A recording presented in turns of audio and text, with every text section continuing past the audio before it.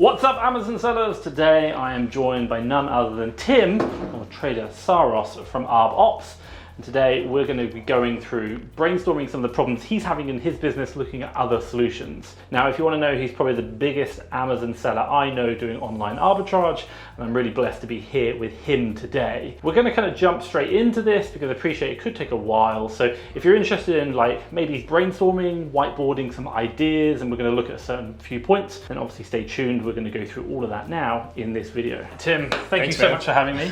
So obviously today we're going to kind of jump straight in. So the one thing which I'll say is, if anyone's watching, obviously we have done this already. We're like, right, we've got to record this video. And then the funny thing is that we actually did it. Yeah. And then we're like, right, let's actually record it. It would have been great. It would have been great. But now we get to make it like nice, neat and tidy. Yeah. So obviously today we're going to go through a problem, not so much a problem, but an area we can improve. There's a lot, my God, all our business has got areas we can focus on. Yeah. So we talked about it before, like, do you just want to define that problem and let's kind of brainstorm possible solutions? This isn't the answer, but something to do. Tell me a bit about like an area of business you want to focus on, and let's do that. I want to focus on, like, we're a growing company and I want to get all our buyers better at buying. I want genius buyers in my company. That was my original problem, but let's talk about why that's not necessarily. I want people thinking creatively and like becoming these great buyers, but at a company this size, I have 10, 15 different buyers. We talked about how that needs to be more of a framework than just like, I want you guys all to get better at buying. And we're good at certain things, but we need to be a lot better at other things. So if we think about it, and the way this kind of conversation came around was the fact that you obviously just on your computer, and you had a deal where you're like, it was rejected, but actually you're like, I'd probably buy that. Right. I have a solution on my computer that basically, like, my sourcers will post when they gave us a lead and our reviewers rejected it. But I went in there and I was like, wait, this is a decent buy for these reasons. And I'm like, well, I know this stuff internally, but have I trained it to them properly? And I explained it to the sourcer, and she came back and kind of replied and kind of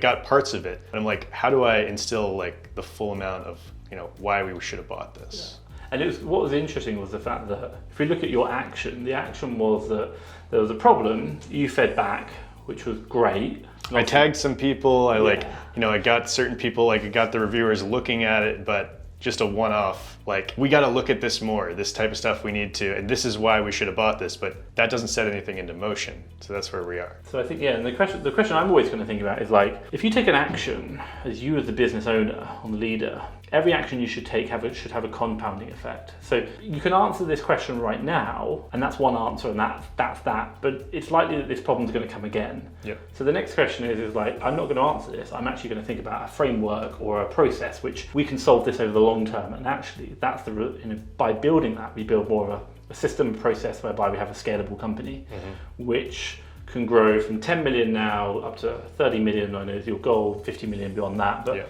it's about building processes whereby decisions can be made without you, but also we can refine those decisions. And I appreciate, if you're watching now, this isn't like going to be like, we're kind of figuring this out as we go. No, we've kind of figured this out and we're going to rewrite it. So if we're kind of skipping bits or it kind of looks maybe a bit fake, that's why, because we actually had the brainstorming before, completely accidental. Yeah. So do you want to just should we break it down? Do you want to explain it, what we kind of went through?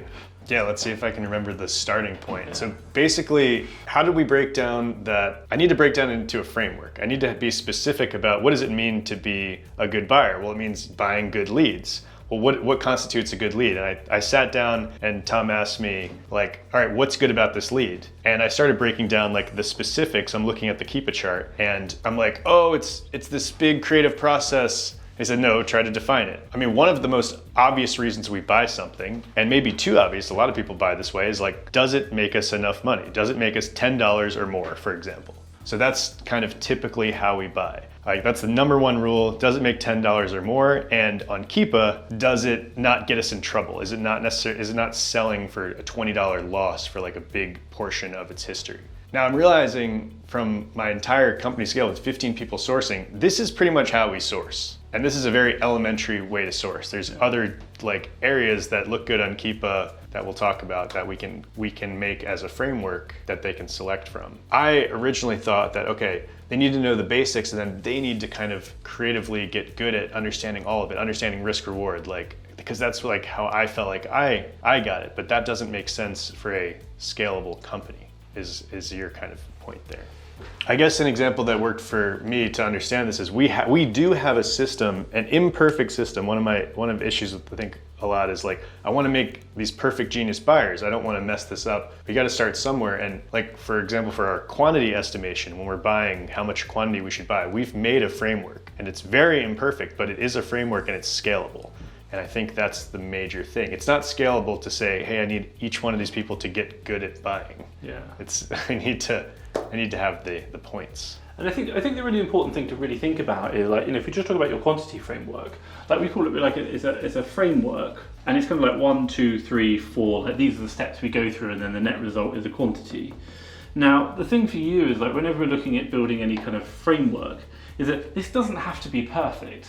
It's just got to be something which solves the problem right now, roughly. Yep. And then we test it, and then we see the results, and then we review, and then we go back and change the framework and test the framework, and then right. change. And looking back, I think that is sometimes what makes these things a non-starter, because I'm thinking about perfection. I'm thinking about getting it done all the way right now. Yeah. And in reality, we just need, we don't have to use it right away. We just have to have this, started up, and then if it's tested and fed back and it's working, then we've developed a new way to scale. And it's really interesting, like, even if we just talk about like this, I really love like the buying framework, should we say, for example, and the fact that you have your set process. It's like, let's call it listing sales, competitors, variations, something else. Yep. And then that gives you a quantity, and that's like listing sales per month, and that's quantity to buy. And then the idea is here is, when you have like test it, so you run it for like, testing is like, say, 1 month, and then you view the results. So you think about the results. So the results are, we're going to look at stock over 90 days, and we're also going to look at stock sold out less than 2 weeks. So we're looking for the anomalies. We're looking for the things where it's really outperformed or underperformed, and over the exceptions, because everything else will fit in the right thing. And we're trying to identify what's gone wrong here. So, and we might do this process. You might allocate, let's call it 2 hours per month, and it might be my purchasing manager or someone. And my purchasing manager does that review. They feed back to Tim, and then with the recommendation, Tim signs off. That's part of that, and then it goes back into improving this. Right. And what you're going to get is, your kind of like variation. If you did like variation of stock over time, it would be like, whoa, whoa, whoa, whoa. You're always going to have variation. Right. But over time, you're going to get closer to like the ideal, if that's the ideal. Right. Now I really want to make sure. So my quantity estimation has not changed in a while. Yeah. And we know it's not perfect. So I'm definitely missing this part. And I'm super interested to see this part. The stuff that we estimated that we sold very quickly, because I just know deep down that we are way too conservative on buying good products. And then we are conservative on buying bad products, so it ends up we're buying like a lot overall. We're just buying like not enough good, probably too much or the right amount of bad, so that's a just very mediocre stock. If you can buy a ton of the good product, that's when you're going to get like outsized gains. So this is super important. This bit's really interesting, and I think we're going off on a tangent here from the original, but I'm sure you're happy. Well, this is a more simple, to me it's more simple because I've already broken it down. Yep. So I know that we've done a framework here. We'll talk about the buying framework. So this bit I really like, and so when we talk about the review process, so if you just talk about the review process, so when you talk about like stocks over 90 days, what we're going to look at is, because your SKUs are encoded with buy date, so you'd want to so every month you're going to get a list of stock purchased from the month in question. Yep. Then what you're going to do is you want to know total spend. Yep. In cash, and also, so because you want to do it by spend, not by revenue, because some of it wouldn't have sold. Right. So spend is a metric.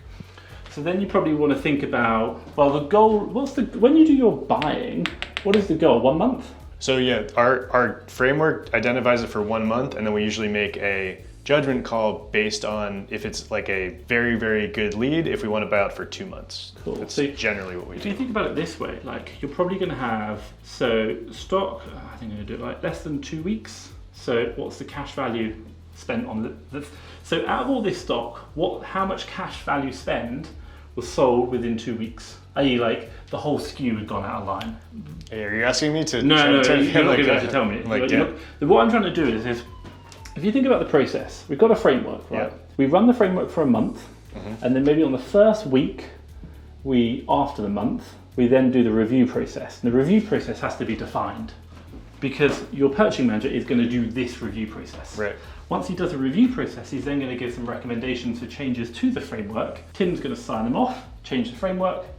Maybe, it's going to be like, what you can't do is it can't be like month 1, month 2, month 3, month 4. It's probably going to be month 1, run, review, run, review. You have a month to review the framework. So your framework will run for 2 months.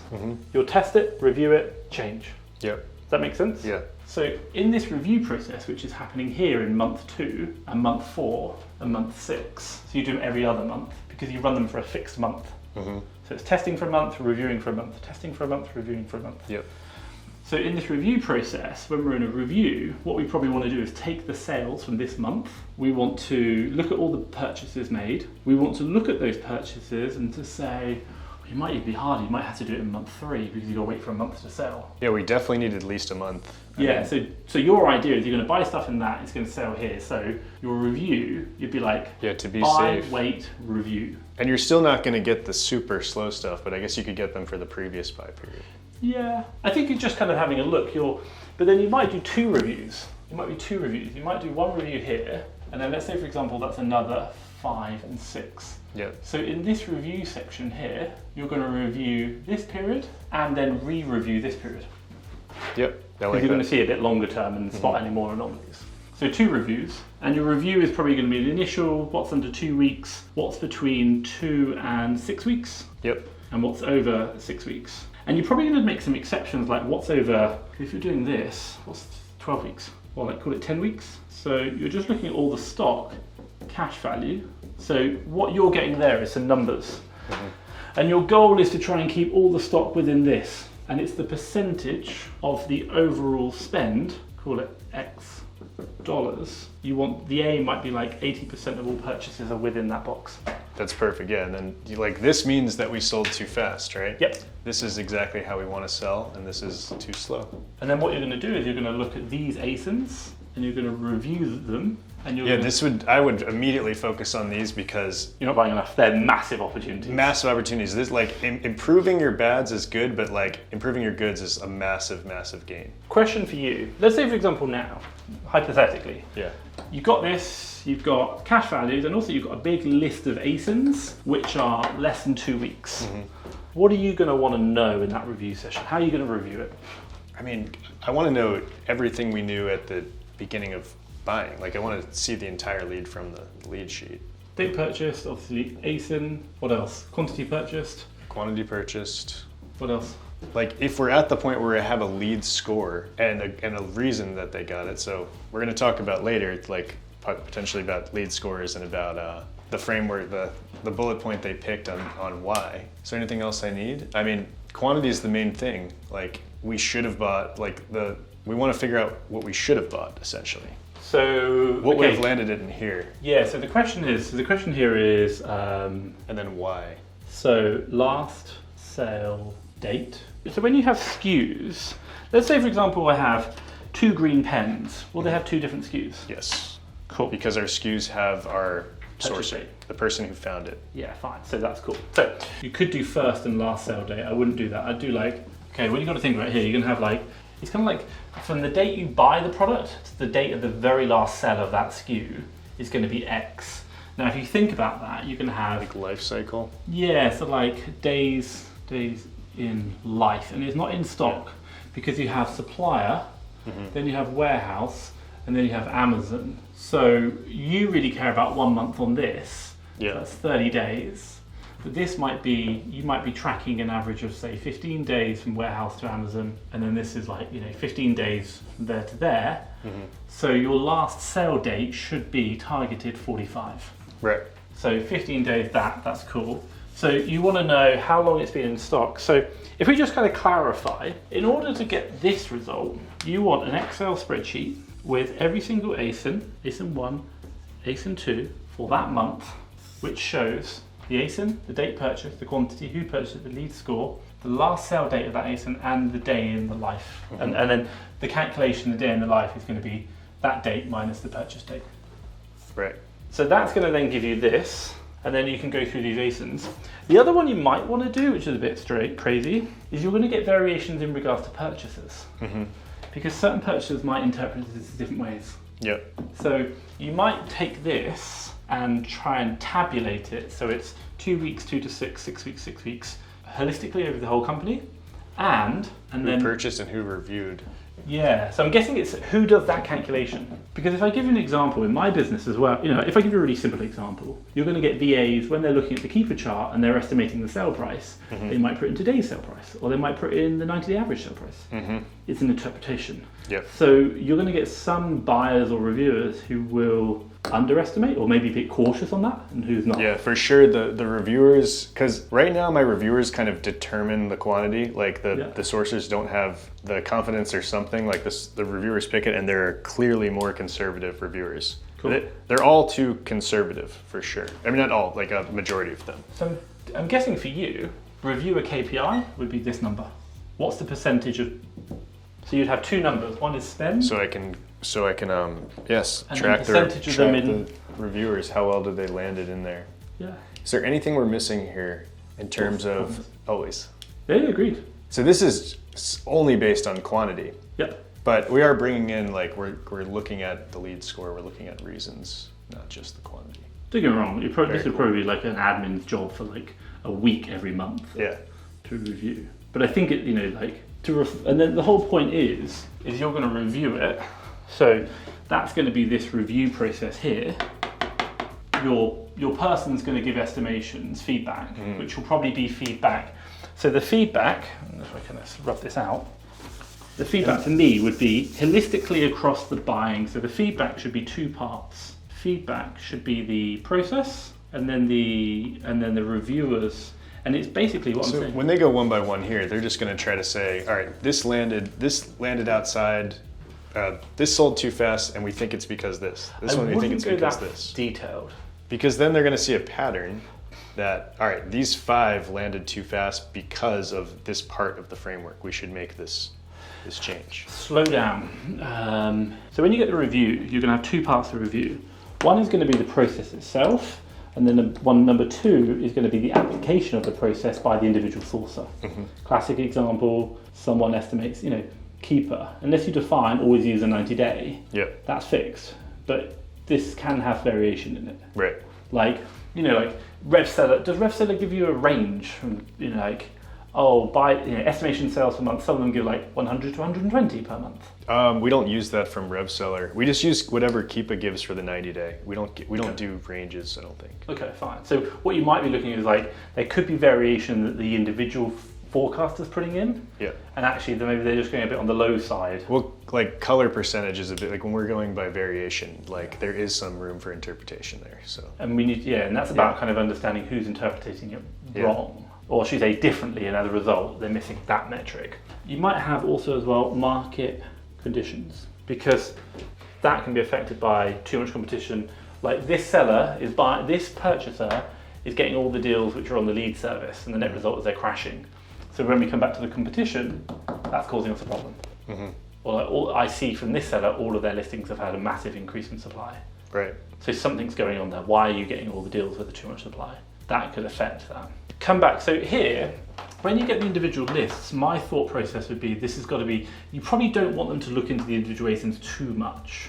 Okay. Because what you're going to do is to say, because my God, you're doing 1 million a month, and you're going to scale 3 million a month. Right. So how many purchasers? 50? Let's say 10, for example. Yeah, 10 purchasers, like 3 reviewers. So it's 100,000. Yeah. At least per purchaser. Who does the quantity estimation? Who does the quantity estimate? The reviewers do it right now. Like, I mean, it's mostly automated. Yeah. So like the sourcers put in like a couple things that weren't automatically from RevSeller.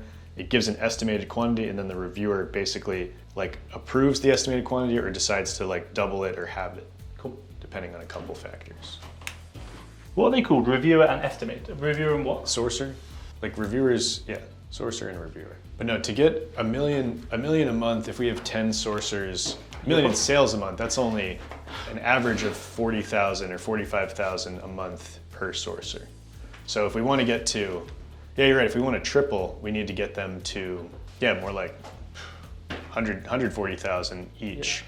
But I think at that time we'll have more sources coming in too. Agreed. I think the reason why you want to be careful of this is because what you can give them is overloading data.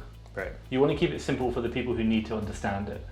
So the person writing this all out, they probably want to ASIN, that's easy, just to download from Seller Central, sort by SKU, filter by SKU. Date purchase, you can use a formulaic approach to pull that from the SKU using Google Sheets. Quantity, you're going to cross-reference the SKU versus your buy sheet, you're going to get quantity. Who, you can pull that from the SKU. Lead score, you're going to pull that from the buy sheet. Last sale date is, you're going to do, you can do a formulaic approach using VLOOKUP, and it'll be like the last, you can do like false or true, it'll be the last just result. export all your orders and just take the last. Just the last date, that's cool. Days in life is a date purchase minus that. And so we're only doing this for stock that is out. I mean, to get these, it's like stocked out, go to the last sale date. Yeah. So do this. So first things first, you're going to get a big sheet like this. You're going to get all these. So who sourced by sheet. Cool. So that's all pretty much formulaic. Yeah, it's all there. So it's simple. That's going to make this big sheet. Yep. From this big sheet, you're then going to be able to pull the dates, which is, let's call it 15 days. So anything 2 weeks will be 2 weeks plus 15 days will be that days in life. Yep. So anything. Yeah, we can get it all. So then once you have it all, what are we doing with that data? So you get this. So you got this. So we have the anomalies. We know pull this as a cover sheet. We get to get a percentage that landed in the correct area, percentage in each other, and then after that, what happens? So then you've got collection of the data. So you've got the data itself. Data's collected, and now it's time to review the anomalies. So now what you want to do is you want your reviewer, and you've got to be very careful about this because he could sit there for 4 months reviewing this data. There's so much of it. You want to be very defined. So like, let's say for example, it's going to take, let's call it, so data collection, call it 6 hours. So it might be 1 day, so 1 day collection. So 1 day, for example. What do you want to, what the goal is, so data collection is 1 day, and then the next one is, what do you want to do? Do you really care more about the reviewers or the sources? That's a good question. I want them both to get better. Cool, but who's the most important? I mean, the reviewers have to be good or we can't. Cool. Yeah. So it might be initially just focus on the reviewers to start with. And they're higher level, I talk to them more, so it'd be easier. Cool. So when you give the feedback, the reviewers will be, so feedback per reviewer and general for sources. So, hey guys, we've done the review, here's what we've learned from a sources perspective in regards to quantity analysis, please do this going forward. Individual reviewer has their own sessions with the person feeding back. So it might be the case that you say, look, it's going to take 1 day to do that, it'll take 1 day to do the general feedback, and then we've got 3 reviewers, so we spend 1 day per reviewer. Yep. So it might be the case that they say, what does that look like? 7 hours research, 1 hour presentation. So just have a meeting. Maybe the meeting's with you and the reviewers. At the moment, yeah. So you're going to sit in on 3 or 4 meetings once every quarter. 1 reviewer, per meeting, and you, and the sourcing team, and you. And then once you're happy with how this process works, you step out. Yeah. And now you have a mechanism where you've got a framework. You test it for a month. You wait 2 months. Or you wait a month, and then you review it. And in the review session, you're going to review the previous month or 2 months worth of data. So you might review that, and then feed it back. So you might actually increase that to double that if you're going to do 2 quarters. So the question which I kind of asked for you is, there's one area that you're probably really missing out. What does the analysis look like? So when he gives the feedback, what are you looking for? Like, let's say for example for you, right now, you're this reviewer, or whatever, and you've seen these 2 ASINs. What are you going to be looking at in that feedback process? I mean, I'm looking at these 2 ASINs and are we saying, first I'm going to say, where do they land? Yeah, so here, like, what are you expecting? Like, let's say, for example, I've got you 2 ASINs which are sold out in 2 weeks. Yep. What are you going to be looking at in top of your head? I mean, I want to know why. I want to know why we didn't buy enough. Cool. So I'm going to be thinking about our framework and we're going to see how much we bought. Yep. Like, how fast it sold. So we bought 5 of each and they sold each like within 1 week. Yep. And what is the reason it sold so fast? Our quantity estimator. I'm trying to figure out like why. I have no idea why.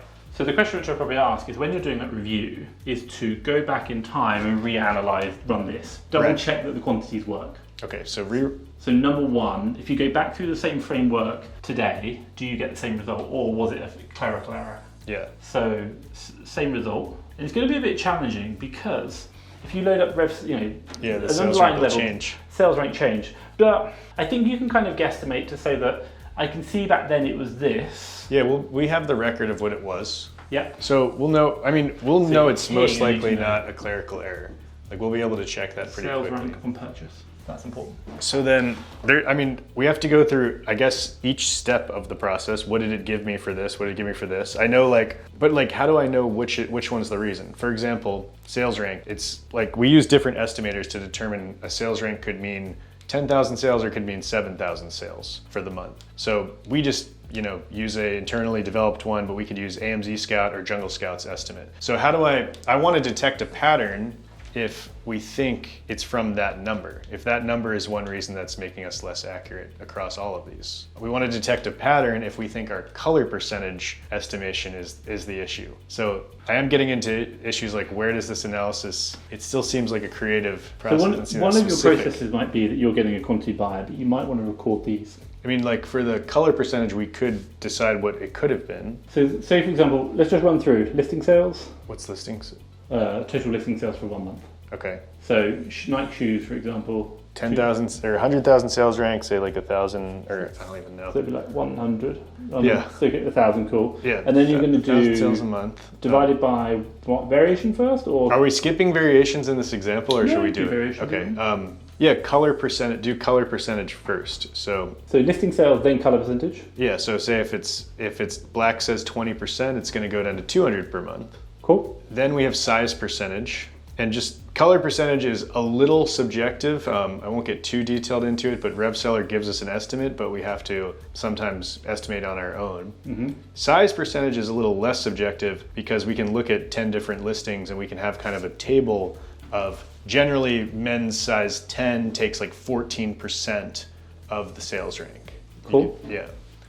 So we multiply listing sales times color percentage times size percentage, and then we're dividing by number of competitors. Total competitors? Total competitors plus us. So if there's 9 competitors plus us equals 10, we're going to divide and say we are, and this is one of the least accurate parts of the framework. Again, this was an imperfect framework we built a year ago, and that area actually could be significantly improved. Yep. That's something we have a hypothesis. Maybe we have to have some hypothesis of where improvement could be made and then kind of look at this. Because that improvement, for example, like you mentioned right away, you said number of competitors or number of competitors that are in the buy box.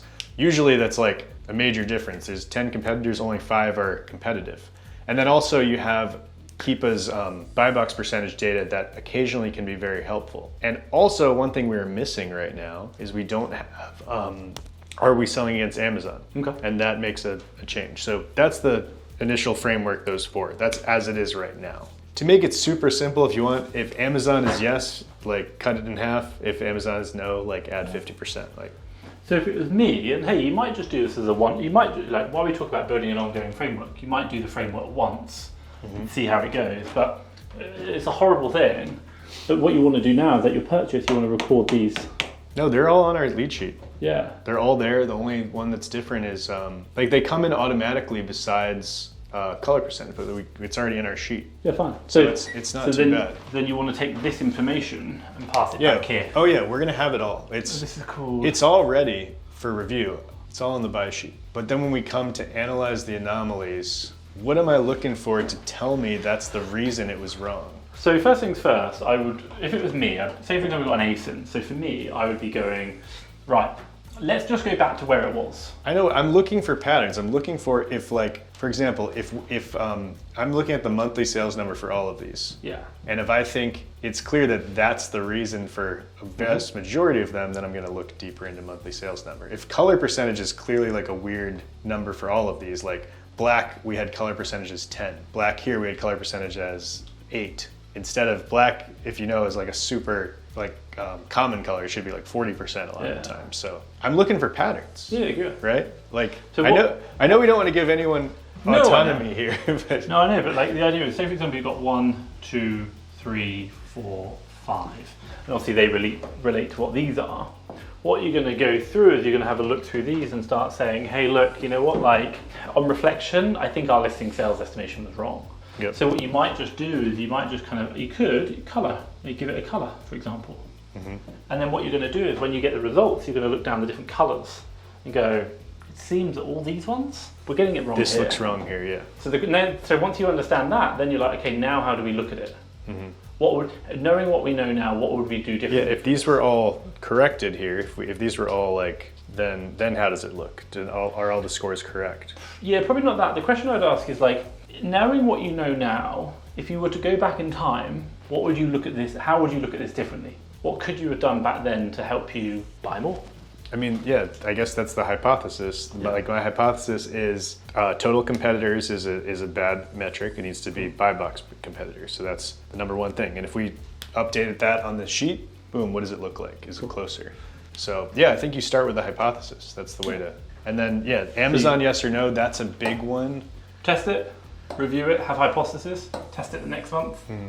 Does it work? The Amazon yes or no is a big one because I don't know how you feel about when Amazon's on a listing. Do you sell against Amazon? Yeah, it's probably at 20%. So I had a guy explain it to me. I think it was the founder of GoAura, the repricer. He said that when you see Amazon, you can imagine it as any number of Amazon internal sellers. So it could be 1 or it could be 100 Amazons. Wow. So that's a way to think about the buy box rotation. Why sometimes they get 99% and sometimes they split it 50-50. So like Keepa's buy box data percentage is super crude. So that one I'm really struggling of like, I don't want to avoid Amazon. I don't want to but I got to start somewhere, right? So I got to say at least like if I see Amazon, I got to reduce how much I buy. Yeah. So we may start super crude there and see if we can get it better. I agree. But yeah, that's a big one because we don't shy away from buying against Amazon at all, and we definitely get stuck for that. But I definitely, some people only buy not against Amazon. I think that's also a mistake because you're leaving a huge percentage of things to go after. Cool. No, I agree. Right guys, that's pretty much it. We've recorded. Now Tim's going to walk you through exactly what it means. So if you don't understand anything we talked about, don't worry. Now we're going to explain it all. My problem is how much quantity should I buy? How much quantity should my sourcers buy? And that's not the only problem. It's how can we create a framework so that they know specifically how much they should buy, and then how can we continually improve that framework? And as we talked about, it's not about getting it perfect, it's about getting a framework and then creating the feedback process to improve the framework. So if we go up here, this is the initial framework that I've built for determining how much quantity to buy. We have listing sales, so number of sales per month. We have an example here, 1,000. We're gonna multiply that by color percentage. This comes from RevSeller. RevSeller gives you an estimate of, black sells 20% or pink sells 20%. We're gonna use that number. So multiply those. So we get down to 200. Size percentage, so say it's a men's 10. We know that's 15% of the listing. If you look at RevSeller and look at 5 different men's listings, you're gonna have plus or minus the same size percentage breakdowns. It can vary, but we can save those to our spreadsheet and now we have another calculation. We get down to 200 here, say it's 15% size, so we get down to 30. And then after that, we have a total number of competitors. So say we have 9 competitors on the listing, add us, that's 10 total. We're gonna divide 30 by 10, so now that is 3 quantity of that specific ASIN we can buy for 1 month. And then let's just say, this one we don't do right now, but let's say I'd like to do this. If Amazon is not on the listing, we're gonna double that. We're gonna buy it for 2 months. So we'll buy 6. And if Amazon is on the listing, we're gonna cut that in half. So we're gonna buy 1.5. So we can buy 1 or 2 up to the reviewer decision. So that is our initial framework for how we're going to buy quantity. And that's what actually similar to what I've been using for a year. But I know there needs to be improvements, and I know we have not actually made improvements on it. We haven't done any review. So what we went over here is, yes, we have the buyers doing this, the buyers buying this, but what's next? How can we get a good review process to feed it back? So Tom helped me break this down here where, okay, the sweet spot where we want to buy out, we want to sell within 2 to 6 weeks. That means we didn't buy too little, we didn't buy too much. We sold, I guess this is approximately 45 days of the life cycle. So we sold within, at the end of the month after it hit Amazon, because we have about 15 days. Where's our 15, 30? Yeah, 15 days from buy to warehouse and get to Amazon, and then 30. We want it to sell within 30 days after it gets to Amazon. So here's our breakout. If something sold within 2 weeks after hitting Amazon, we sold it too fast. Or if it sold like right, we sold it way too fast. So that's a massive opportunity there because we're buying very, very good products. These are our best buys, but we didn't buy enough of them.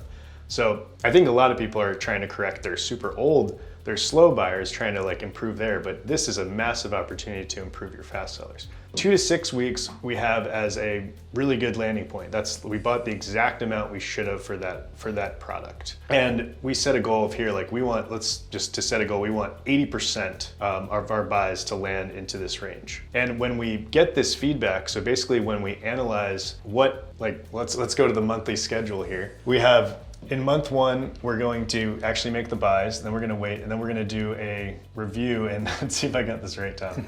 Is it review in month 3? Yep. And then we're also going to be doing a second review for stuff we bought earlier. So that way we can capture the fast selling and the slow selling. And then is 2 going to go to 4? I think you get the idea. You basically need to schedule these out quarterly to review at the right times. So back to this, while we review, we're going to look for fast sellers and slow sellers, and we're going to get a percentage breakdown of where everything landed. We're going to get a list of all the ASINs and what category they landed in. And all of the columns on this are going to be here. Now, I already have all this stuff essentially on between my buy sheets, between an Amazon export, all of this data I already have. So it's just going to be a matter of grabbing it from our lead lists so that we have full data on every single ASIN for a reviewer to look at. It's for example, ASIN, date purchased, the quantity, who purchased it, lead score we may talk about later, basically what we calculated, how good of a lead it was. The last sale date, that's going to be coming from doing a VLOOKUP on our most recent order of something that stocked out recently. Day in life, we're talking about basically from buy all the way to sale, including the time at the prep center. Again, who's the sourcer, who's the reviewer, the sales rank, basically all this data so that a reviewer can come in once a quarter, like my purchasing manager, or maybe each reviewer will come in and we'll be able to see all this information. And what's that part that I got lost here? So we're looking we have hypotheses on why this might be wrong or where we could improve, but I can't just implement those without knowing that it's going to work. I want to see the result here. So the things that are coming out right here, let's look at, for example, we'll filter it by just the super fast sellers. We want to figure out why we bought too low of a quantity. So we have the super fast sellers right here, and we have a hypothesis that our competitor analysis, we said there were 10 competitors, is wrong, because really we could instead use 5 because maybe only 5 competitors are actually competitive against the buy box. In this sheet, the reviewer could use that hypothesis and say, all right, wait, what if I change the number of competitors, cut it in half, or gather the data and put it to the number of buy box competitors? Did that get us at the correct quantity that would have sold in the 2 to 6 weeks? So they're going to do this once a quarter.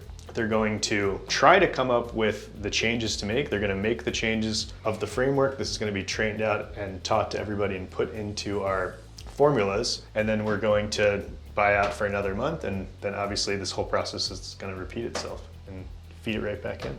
I'm pumped. That is how you do that. For me, the way I kind of think about it is if you think about it, you have source, the process is buy, for example, ship, and then sell. Yep. And that's it. So when you look at it on a high level, you're just going to track the movement, and you track that fine today.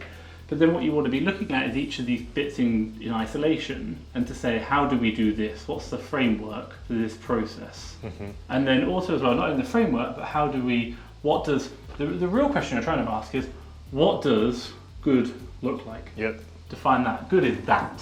Yeah. And that is a number which is called 80%. So we buy enough stock, it's always 80%.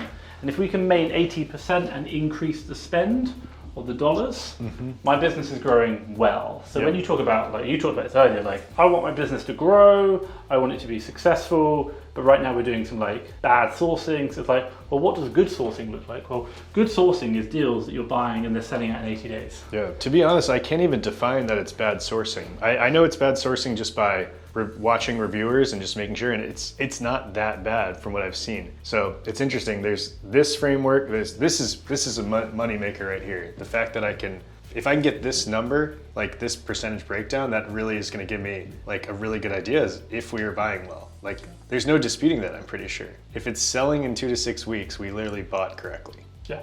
Then what is the other thing? Okay, shipping fast. That's another, like right now, I don't know if I know we're shipping slow, but I don't know if that's the major reason that that our metrics aren't that good. And your question might be like, shipping fast, what does that mean? Well, so we get sorry to interrupt, but yeah, because we kind of worked on this. Basically, we ask the prep center what time they say they'll be able to ship it out in, basically. And we track exactly you gave it to me, right? We started doing it, but you gave it to me. Basically, just you take the shipment date and you compare it to, just do a VLOOKUP from the SKU to your buy list. Yeah, so the way we do shipments is quite simple. You've got like SKU 1, SKU 2, and the moment so this is a shipment, for example, and you in your SKU, you're going to have buy date, so it's going to be a date, and then you're going to have a shipment date. And it's 2 parts really, because you do have a problem whereby your supplier could take a while to ship. Mm-hmm. That could be a problem. And for me, what I'm really looking at is the total time from source to ship. Yep. That's a number, which is day. And majority of the time, the problem between source and ship is going to be identified by the supplier because they're called overdue stock. We make the assumption that everything should take 7 days. 7 days from supplier to warehouse, and then another 7 days in the warehouse. So anything over 7 days from the purchase date, if it hasn't arrived, we chase it. Right. Automatically. So this number here isn't really going to be solely the warehouse, but what it will do is give you a rough number of source to ship, because your ship date is the shipment shipped, and the purchase date, that's going to give you days, and then the dates for each one, to call it 15 days, 10 days, and then you're just going to get the average. It's going to be called 10 days. It's going to be your shipment, buy to ship. So you're chasing 7 days sort if it's not received by your prep center. Your prep center have pretty good records of when it's being received. So the real question is, so when we buy something, the purchasing manager will put in the ship date, the estimated arrival date, if known. If not, we assume 7 days. Mm-hmm. And then if it's not there in 7 days, we'll chase, the admin team will chase. Since we're not getting very good receipt records, we were just talking about it, we're like, man, how do we not bog down our review team, our reconciliation team? We're gonna wait 3 weeks. It might take a week to get there, and then our prep center is kind of slow. I mean, 2 weeks. Questions. Yeah. My question would be because your problem comes as your supplier says you've got 24 hours to say it hasn't arrived. Mm-hmm. So no, we have a problem with getting refunds back because you get out of the refunds window. Yeah. Because by the time, a lot of prep centers, with problem inventory, they put it aside. That gets dealt with later. So then by the time they receive it, they actually start prepping it, then they send something to problem inventory. Then we say what to do with the problem inventory. Some people have 45-day windows, and we're actually getting to that point. It's getting that slow sometimes. Yeah, so I think my question is if you know the date, fine. If you don't, then one of your KPIs for your admin team has got to be you spot check, and if something is overdue, has it got a record of being chased with the warehouse or with the supplier?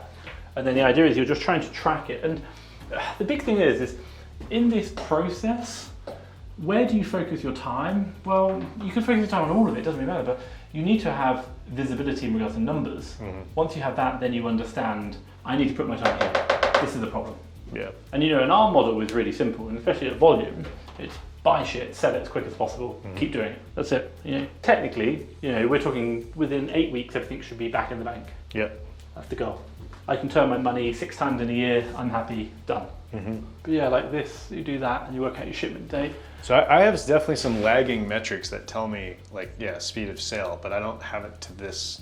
I love this specific here. And the ironic thing is on a small business, interesting enough, what we've identified is this whole thing here is actually a VLOOKUP report, which you could probably throw together in an hour. Oh yeah. No, I'm not worried about getting the data back. We already have the data. What am I worried about? No, I think for quantity, I'm there. I'm already basically there. I just need to put a couple things together. I want to talk about the next one, the buy the buying. Because that one I'm like haven't even started on. I know we're really lagging there. I didn't, in the back of my mind, I'm like, I don't want a framework. I want these creatively developed people. Because I've seen some people develop, they've just kind of like understood my risk reward analysis, and then I see it enough times, I'm like, they're good. Yeah. But those are anomalies. Those are the top 3 guys. Those aren't, the majority of the sourcers. If you can make it so, and like the guys that I want to let those guys thrive. So like some guys, they're going to have our bullet points, but eventually they just kind of know, right? Yeah. But to improve, if I could double up all of my basic sources, all my lowest level sourcers,